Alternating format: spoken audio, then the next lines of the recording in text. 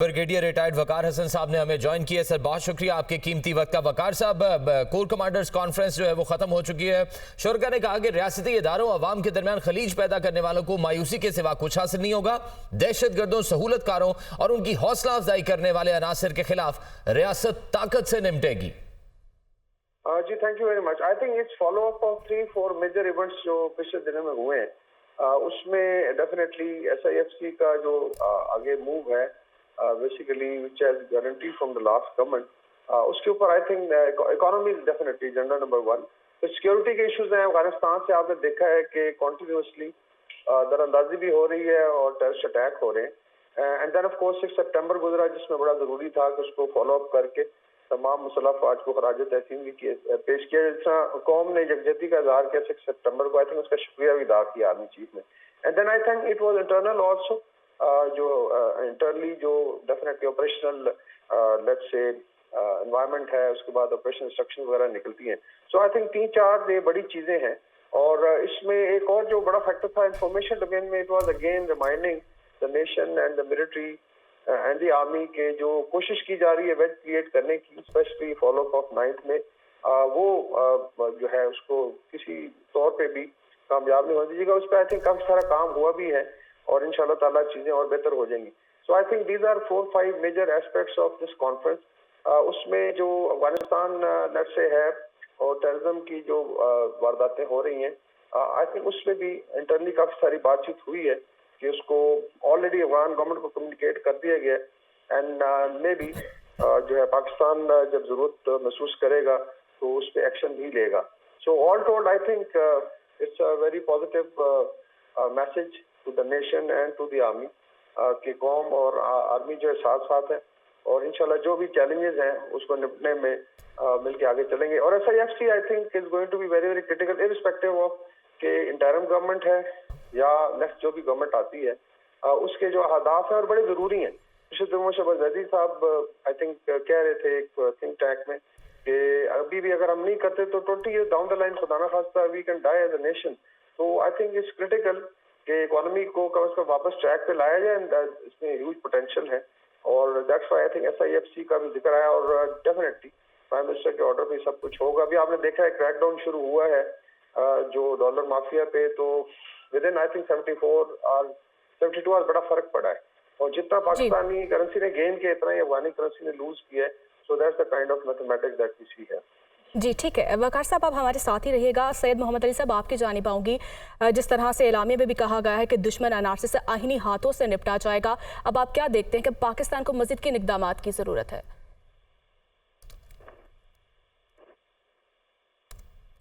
जी अली साहब आप सुन पा रहे हैं? जी मैं सुन रहा हूँ, आपको मेरी आवाज आ रही है? जी आपकी आवाज आ रही है। जी मैं गुजारिश ये कर रहा हूँ कि इस प्रेस रिलीज को अगर आप मजमूई तौर पे देखें तो आपको एक चीज वाज़ेह नजर आती है कि पाक फौज जो है वो सिर्फ मुल्क के दिफाए वतन के साथ साथ पाकिस्तान के नेशनल सिक्योरिटी की हर डोमेन में जो चैलेंज है उसका न सिर्फ इदराक रखती है, उसकी नज़ाकत को समझती है, बल्कि उसमें तमाम सिविलियन इदारे और जो हुकूमत है उसके शाना बशाना खड़ी हुई है।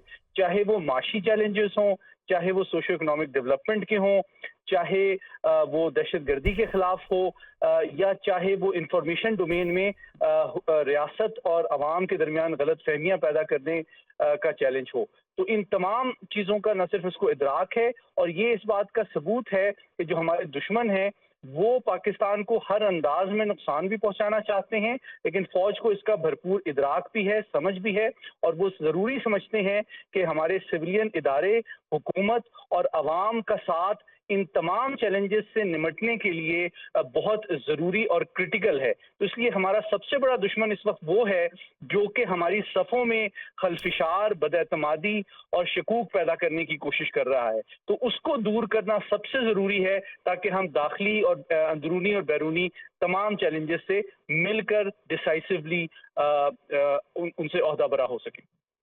सही सर, साथ ही मौजूद रहेगा अदील वड़ाइच। मुआशी इस्तेहकाम, गैर मुल्की सरमायाकारी को नुकसान पहुंचाने वाली सरगर्मियों के खात्मे के लिए भी कहा गया है कि हुकूमत की मुआवनत की जाएगी और बिलवास्ता और बिलावास्ता खतरात के खिलाफ मुल्की खुद मुख्तारी, इलाकाई सालमियत के दिफा के अज़्म का इआदा किया गया।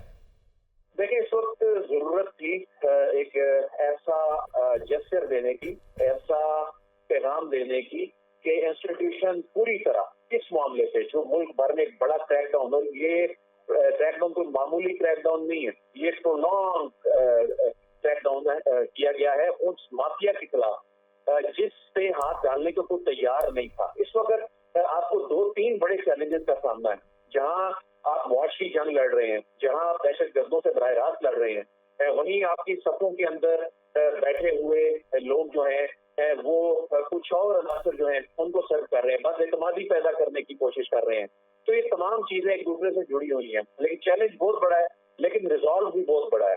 और अब ये एक ऐसे वक्त में जब मुल्क में गैर मुल्की सरमायाकारी आने जा रही है, अगले 1-2 दिन में आप देखेंगे बड़ी खबरें आएंगी, कुछ बड़े विजिट्स जो हैं कुछ ममालिक के जो तिजारत के मुजरा हैं वो पाकिस्तान आने वाले हैं, जो SIFC के ज़ेरे तमाम कुछ बड़ी इन्वेस्टमेंट्स आनी है। ऐसे में वो अनासर जिनको ये कामयाबी हजम नहीं होती, फिर वो सोशल मीडिया का सहारा लेते हैं और ऐसी गलत मालूमात फैलाते हैं, बदएतमादी में इजाफा करने जाते हैं, फिर ऐसी क्या सराइयाँ शुरू हो जाती हैं जिससे हमारी इकोनॉमी पर भी उसका एक बड़ा नेगेटिव इम्पैक्ट आता है। लेकिन आप देख रहे हैं गुज़िश्ता 2-3 दिन से सिचुएशन यकसर बदल गई है, और वो तमाम चीजें सिर्फ करेंसी की सिचुएशन में नहीं बदली, जो दीगर कमोडिटीज हैं उन पर इसका इम्पैक्ट आ रहा है। तो ये रियासत का एक जो मैसेज है ये आम आवाम से रिलेटेड है, इसके बेनिफिशियरी आम आवाम है, ये चीजें कंट्रोल नहीं होंगी, आम आदमी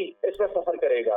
तो ये जो मैसेज है जिसमें हुकूमत के साथ खड़े होने के अज़्म का इरादा किया गया है और इन चैलेंजेस के हवाले से वाज़ेह पैगाम दिया गया है कि ये जो एक्शन गवर्नमेंट ले रही है और ये जो सरमायाकारी के हवाले से जो हुकूमत के इनिशिएटिव्स हैं, इस हवाले से पाक फौज साथ खड़ी। और हमने देखा कि माजी में बड़े से बड़ा चैलेंज जो है उसमें जब पाक फौज हुकूमत के साथ इस अंदाज में जब खड़ी होती है तो उसमें हमने कामयाबियां मिली। बड़ी दहशतगर्दी की जंग जिसमें दुनिया का शायद कोई और मुल्क होता तो वो कामयाब ना हो सकता, उसमें कामयाबी हासिल की हमने।